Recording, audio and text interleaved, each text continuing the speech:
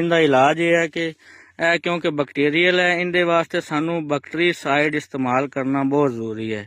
ਸਾਡੇ ਕੋਲ ਅਗਰ ਮਾਰਕੀਟ ਦੇ ਵਿੱਚ ਗੱਲ ਕਰੀਏ ਤੇ 2 ਤੋਂ 3 ਕਿਸਮ ਦੇ ਬੈਕਟੀਰੀਸਾਈਡ ਦੇ ਸੋਲਿਊਸ਼ਨਸ ਅਵੇਲੇਬਲ ਨੇ। ਸਭ ਤੋਂ ਪਹਿਲੇ ਕਸੂਗਾਮਾਈਸਿਨ ਪਲਸ ਅਗਜ਼ੀਨ ਕਾਪਰ, ਇਹ 2 ਐਕਟਿਵ ਨੇ। ਇਹਨਾਂ ਦਾ ਮਿਕਸਚਰ ਮਾਰਕੀਟ ਵਿੱਚ ਈਜ਼ੀਲੀ ਅਵੇਲੇਬਲ ਹੈ, ਉਹ 100% ਇਹਨੂੰ ਕੰਟਰੋਲ ਕਰੇਗਾ।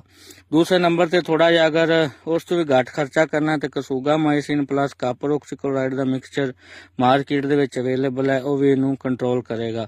ਤੀਸਰੇ ਨੰਬਰ ਤੇ ਅਕੇਲਾ ਕਾਸੋਮਿਨ ਅਰਿਸਟਾ ਦਾ ਮਾਰਕੀਟ ਦੇ ਵਿੱਚ ਅਵੇਲੇਬਲ ਹੈ, ਲੇਕਿਨ ਉਹ ਸਾਨੂੰ ਥੋੜਾ ਜਿਹਾ ਓਵਰਡੋਜ਼ ਕਰਨਾ ਪੈਣਾ, ਉਹ ਵੀ ਇਹਨੂੰ ਕੰਟਰੋਲ ਕਰੇਗਾ।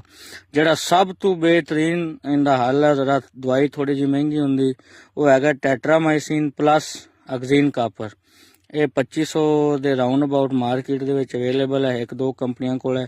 ਉਹ ਇਹਨਾਂ 100% ਸੋਲਿਊਸ਼ਨ ਹੈ, ਜਿੱਥੇ ਸਪਰੇ ਹੋ ਜਾਏ ਉੱਥੇ ਬਲੈਕ ਲੈਗ ਕੰਟਰੋਲ ਹੋ ਜਾਂਦੀ।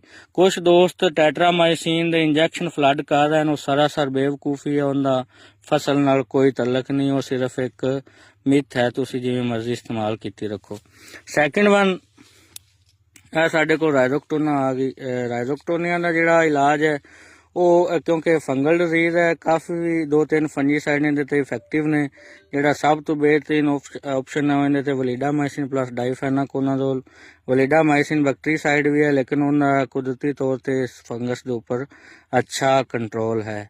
ਵਲੀਡਾਮਾਈਸਿਨ ਤੇ ਡਾਈਫੈਨਾਕੋਨਾਜ਼ੋਲ ਤੁਸੀਂ ਇਹਦੇ ਉੱਪਰ ਵੀ ਕਰ ਸਕਦੇ ਜੇ, ਲੇਕਿਨ ਉਹ ਜ਼ਹਿਰ ਬਹੁਤ ਪੁਰਾਣੀ ਹੋਣ ਦੀ ਵਜ੍ਹਾ ਤੋਂ ਐਡੀ ਇਫੈਕਟਿਵ ਨਹੀਂ ਰਹਿੰਦੀ। ਦੂਸਰੇ ਨੰਬਰ ਤੇ ਰਾਈਜ਼ੋਕਟੋਨੀਆ ਨੂੰ ਕੰਟਰੋਲ ਕਰਨ ਵਾਸਤੇ ਅਸੀਂ ਕਲੋਰੋਥਾਲੋਨਿਲ ਪਲਸ ਅਜ਼ੋਕਸਿਸਟਾਬਨ ਇਸਤੇਮਾਲ ਕਰ ਸਕਦੇ ਹਾਂ, ਡਾਈਫੈਨਾਕੋਨਾਜ਼ੋਲ ਪਲਸ ਅਜ਼ੋਕਸਿਸਟਾਬਨ ਇਸਤੇਮਾਲ ਕਰ ਸਕਦੇ ਹਾਂ। ਉਹ ਫੋਲੀਅਰ ਫੰਜੀਸਾਈਡ ਨੂੰ ਇਹਨੂੰ 100% ਕੰਟਰੋਲ ਦੇ ਜਾਂਦੇ ਨੇ। ਤੀਸਰੇ ਨੰਬਰ ਤੇ ਜਿਹੜੀ ਆਹ ਚੀਜ਼ ਹੈਗੀ, ਇਹ ਡਿਊ ਟੂ ਓਵਰ ਵਾਟਰਿੰਗ ਹੈ। ਜਦੋਂ ਅਸੀਂ ਪਾਣੀ ਨੂੰ ਕੰਟਰੋਲ ਕਰਾਂਗੇ ਇਹ ਆਟੋਮੈਟਿਕਲੀ ਸਿਹਤਮੰਦ ਹੋ ਕੇ ਤੇ ਜੜ੍ਹਾਂ ਇਹਦੀਆਂ ਬਿਲਕੁਲ ਸਫੈਦ ਨੇ, ਇਹਦੇ 'ਚ ਕੋਈ ਡਿਜ਼ੀਜ਼ ਨਹੀਂ ਹੈ। ਜਜ਼ਾਕ ਅੱਲਾ।